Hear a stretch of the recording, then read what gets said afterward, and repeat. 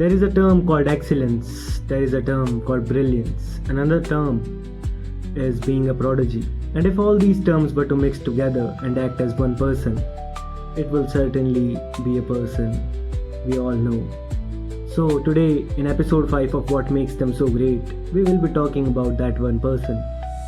The greatest director of all time, arguably the most experimental director of all time, Sir Christopher Nolan. So, if you are new here, hit that subscribe button so you can be updated about more episodes of the series. And without wasting any further time, let's dive right in.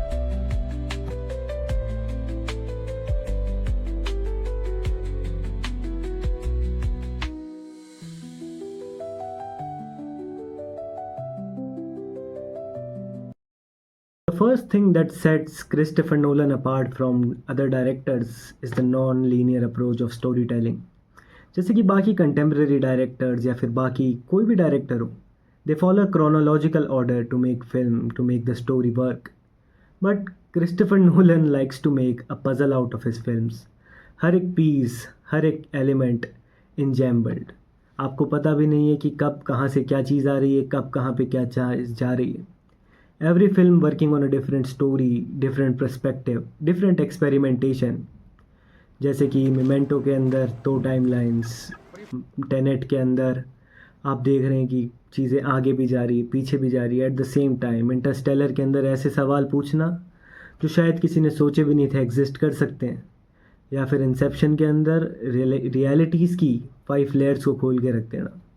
हर एक चीज़, हर एक story का element खुद की पुरानी film से अलग, और खुद की पुरानी फिल्म का पूरा बैकग्राउंड, पूरा बैकस्कोप, पूरा डायरेक्शन पीछे छोड़ते हुए अगली फिल्म को एकदम नया बनाना. That is what Christopher Nolan do. और इसी की वजह से कई सारे फिल्म थियरिस्ट ने नोलन को बाकी मेन स्ट्रीम डायरेक्टर से अलग बताया. उनकी नॉन लीनियर अप्रोच और उनके वाइग्रस अटैम्प्ट ऑब्जर्वेशन के पीछे, ऑब्सेसिवनेस के पीछे. जब भी आप एक फ़िल्म को एक्सप्लोर कर रहे हो, आप उस कैरेक्टर की साइकोलॉजिकल स्टेट में अपने आप घुस जाते हो, जिसकी वजह से आप उस कैरेक्टर से आगे सोचने की सोच भी नहीं सकते. जो कैरेक्टर सोच रहा है आप वही सोच पाएंगे, और उसी की वजह से एक ऐसा अटेंशन ग्रैब होता है कि आप बस स्क्रीन के अंदर के विजुअल में खो जाते हैं, और स्टोरी को आगे जानने की चाह के अंदर पूरी फिल्म को देखना ही पड़ता है. In a era of CGI dominated film, जिसमें हर एक फिल्म के अंदर CGI आ रहा है, हर एक फिल्म के अंदर स्पेशल इफ़ेक्ट्स आ रहे हैं, उधर Nolan use practical effects, like only practical effects. Like जहाँ पे CGI का इस्तेमाल होना चाहिए उधर भी नहीं हो रहा. ओपनहाइमर के अंदर रियल एक्सप्लोजन्स क्रिएट करना, या फिर टेनेट और द डार्क नाइट सीरीज़ के अंदर रियल प्लेन्स क्रैश करना. That is just absurdity, right? लेकिन ये सब चीज़ें इतनी मैटर क्यों करती हैं? जैसे नोलन ने खुद ने कहा है कि there is absolute difference between animation and photography. Like the explanation is कि आप कितनी भी सोफिस्टिकेटेड बना लो अपने एनिमेशन को, अपने CGI को, लेकिन जब तक उसके अंदर कोई प्रैक्टिकल इफेक्ट नहीं है जो आपने खुद शूट नहीं किया हो, that is going to look like animation and the audience will feel bored. And that is true, that the CGI animation does not look real. But the practical effects that Nolan uses, that are just so fantastic and so gripping, so realistic, that you just get observed in the story, that you are not just seeing the story, not seeing the effects, you are feeling it, you are in it. और उसी की वजह से एक Christopher Nolan film बनती है एक आम फिल्म से हटके. जैसा मैंने पहले कहा और मैं हमेशा कहता रहूँगा कि a director does not only become a great director because of his filmographic choices, but his greatness also relies on his collaborative powers. और इसके अंदर भी Christopher Nolan excels any other director you call about today. Like starting with Hans Zimmer in music, the collaboration began with Dark Knight, then Dunkirk, then Interstellar, and just the music is so binding that the film's visual spectacle is so great, and the audible exposure that the audience get, everything is mixed together and you are just experiencing a whole lot different cinema than you experience with other directors. और सिर्फ music की बात ही नहीं है, अगर हम actors की भी बात करें तो माइकल केन जैसे एक्टर इनकी फिल्मों में 8 बार आए, 8 बार. फिर जैसे टॉम हार्डी हो गए, किलियन मर्फी, ये भी इनकी फिल्मों में बार बार आते रहते हैं, मैट डेमन हो गए। Everyone is just wants to work with Christopher Nolan.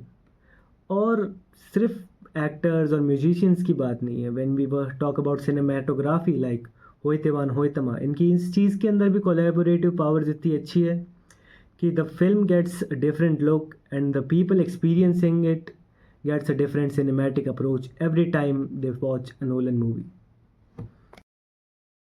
Next reason is IMAX, simply the camera. Because Christopher Nolan have used the most amount of IMAX footage in his films, like 250 plus minutes of IMAX footage. और Christopher Nolan ने अपनी 7 से ज़्यादा फिल्मों के अंदर IMAX cameras का इस्तेमाल किया है। और जब भी एक फिल्म IMAX कैमरा के ऊपर शूट हो रही होती है, वो अपने आप ही दूसरी फिल्मों से अलग बन जाती है, उसके एस्पेक्ट रेशियो और उसकी विजुअल क्वालिटी के वजह से। लेकिन क्या IMAX कैमरास का इस्तेमाल करना ही एक अच्छी स्टेप है? क्योंकि IMAX cameras are too hard, too heavy, too loud, too pricey and too much expensive, जैसा कि मैंने आपको पहले अपने IMAX की वीडियो में बताया था। अगर आपने नहीं देखा तो क्या कर रहे हो, ऊपर आई का बटन है, उसके अंदर वीडियो का लिंक आ रहा होगा। IMAX के ऊपर वाला वीडियो भी ज़रूर चेकआउट कीजिए, वो भी बहुत अच्छा है। So coming back to Christopher Nolan, so Christopher Nolan ने IMAX का इस्तेमाल इतना किया है जितना किसी ने नहीं किया। और IMAX कैमरास की क्वालिटी और क्रिस्टोफर नोलन के डायरेक्शन और विजन की वजह से उस फिल्म को एक अलग ही अप्रोच मिलती है, एक अलग ही आइडेंटिटी मिलती है, जिसकी वजह से उसकी खूबसूरती और ज़्यादा बढ़ जाती है और ज़्यादा पॉलिश्ड वे में हमारे सामने आती है। सो अब हम कैमरास के बारे में बात कर ही रहे हैं, तो हम बात करते हैं अब क्रिस्टोफर नोलन के कैमरा प्रेफरेंसेस और उनके शॉट डिपिक्शन के बारे में। सो क्रिस्टोफर नोलन का हर एक शॉट, उनकी हर एक पिक्चर का शॉट कभी भी आइसोलेटेड नहीं होता। मतलब कि जब भी आप एक शॉट देख रहे हो, उसके अंदर 2 कैरेक्टर होंगे या फिर शॉट छोटा होगा। जब भी कैरेक्टर आइसोलेटेड होता है शॉट में, लाइक अगर वो वाइड शॉट है और कैरेक्टर उसमें अकेला है, वो शॉट्स बहुत कम होते हैं, जिसकी वजह से उस रैरिटी का इस्तेमाल क्रिस्टोफर नोलन बहुत अच्छे से कर पाते हैं। तो जब भी एक आइसोलेटेड शॉट आता है, आपकी आंखों को एक आराम मिलता है, सो दैट शॉट, उसकी beauty just out of the world हो जाती है। इसी हिसाब से क्रिस्टोफर नोलन का हर एक शॉट फास्ट पेस्ड होता है। कोई भी कैरेक्टर किसी भी शॉट में ज़्यादा देर एक स्टिल पोजीशन में नहीं होता। तभी जब हम एक स्टिल फेस देखते हैं, जब हम स्टिल इमोशंस देखते हैं कैरेक्टर के एक क्रिस्टोफर नोलन फिल्म में, तो वो अलग हिट होते हैं। जब भी वो एक इमोशनल पंच आता है, जब क्रिस्टोफर नोलन के कैरेक्टर सोच रहे हैं, then it is just beautiful. क्योंकि बाकी फिल्म के अंदर जब वो फास्ट मूव कर रहे होते हैं, जब आप उनके साथ मूव कर रहे होते हैं, आपके पास भी सोचने का वक्त नहीं है, उनके पास भी सोचने का वक्त नहीं है। लेकिन जैसे ही वो एक स्टिल फेज आया, वो भी सोच रहे हैं, वो भी अपने इमोशंस दिखा रहे हैं।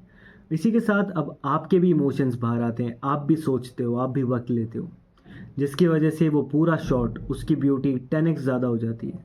और इन्हीं कैमरा प्रेफरेंसेस, इन्हीं शॉट प्रेफरेंसेस की वजह से एक क्रिस्टोफर नोलन फिल्म बन पाती है।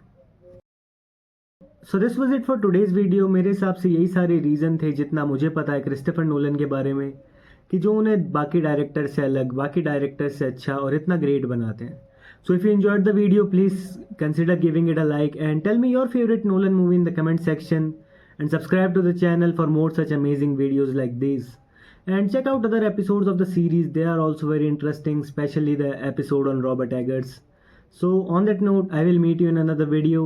Until then,